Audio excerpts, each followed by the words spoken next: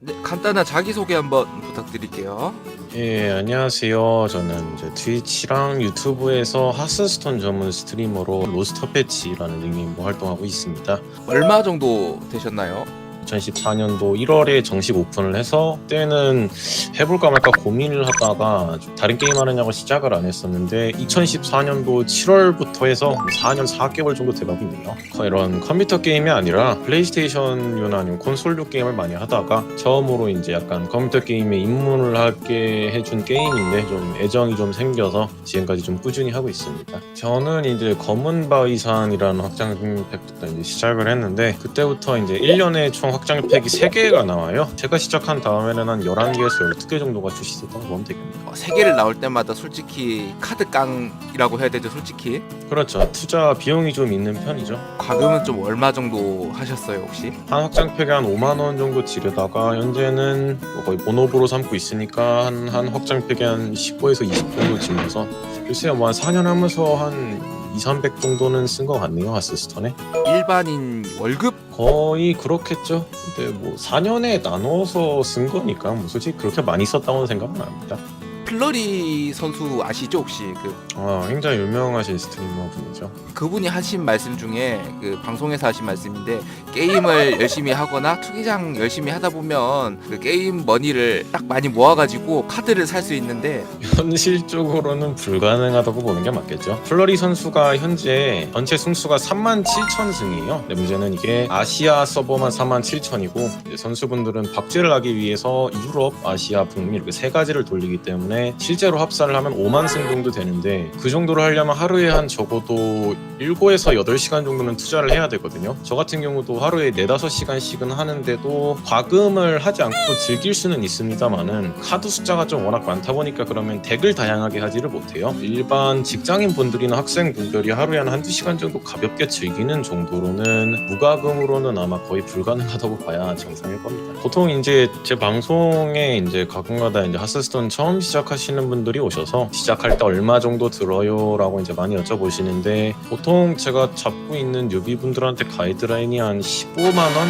정도 되는 것 같아요. 그러니까 15만 원 정도 지르고 시작하면 뭐 별 무리 없이 게임을 좀 즐길 수 있다. 우리나라 사람들이 옛날부터 온라인 게임에 돈을 존나 쓰기 싫어해요. 모바일 게임을 그렇게 지르면서. 근데 요즘에 스팀에서도 뭐 파크라이나 아니면 뭐 어쌔신 크리드 같은 트리플 A류 게임은 뭐 65,000원씩 하는 게임도 많아가지고 시작할 때 15만 원 정도는 솔직히 그렇게 큰 금액은 아니라고 생각해요. 물론 이제 게임을 하면서 이제 뭐 가치관에 따라서 금액이 다르게 느껴지긴 하겠지만 솔직히 제 친구들도 오두의 마플이나 그런 데다가 막 몇십만 원씩 지르는 친구들도 꽤 많이 봐서 엄청나게 큰 금액은 아니라고 생각합니다, 솔직히. 제일 야비했던 덱 에피소드 하나만. 개인적으로는 퀘스트 도적이라는 덱이 하나 있어요. 운고로를 향한 여정의 확장팩에서 출시된 카드인데 같은 하수인을 4번 내면 퀘스트의 보상으로 이번 게임의 모든 하수인의 능력치가 5 공격력이랑 5 체력이 되는 카드가 하나 있었어요. 돌진양분을 돌리고 있었는데 웬만하면 이기겠다라고 생각하고 들어갔는데 상대방이 멧돼지를 첫 핸드에 잡고 가고 멧돼지와 그림자 밟기 2장 그리고 양조사를 첫 핸드로 들고 가서 3턴의 퀘스트를 깬 다음에 4턴의 맘각 퀘스트 보상을 써서 저보다 명치를 더 빨리 달리더라고요. 어그로는 내가 어그로인데 상대방이 오히려 나보다 더 빨리 달려서 내가 지니까 좀 어이가 없었던 경우는 있네요. 사람들이 말하는 운빨 존망게임이라는 그런 종류겠네요. 그런 경우에는 운빨 조망게임의 카테고리에 아마 들어가지 않을까 싶네요. 요새 가장 재밌게 하고 있는 덱은 왕파 도적이네요. 내구도가 없어져도 무기가 사라지는 게 아니라 덱으로 다시 들어가게 됩니다. 무기에다가 약간 공격력 강화 카드나 아니면 뭐 생명력 흡수 같은 강화 버프를 잔뜩 바른 다음에 약간 엑스칼리버 같은 걸 완성을 해서 상대방의 이제 명치를 패는 덱인데 이게 또 은근히 칼을 강화하고 상대방을 찍어버리는 이런 맛이 있더라고요. 그래서 어그로한테는 좀 많이 약한 덱이긴 하지만 요새 가장 재밌게 좀 하고 있는 덱인 것 같아요. 제가 예전에 왕파 돌리다가 드루이드 자연화를 맞고 왕파가 터진 적이 있거든요. 이게 흔히 있는 일이긴 합니다만은 보통 이제 핸들을 7장 정도 이하로 가져가는 게 좋은 편이기는 하죠.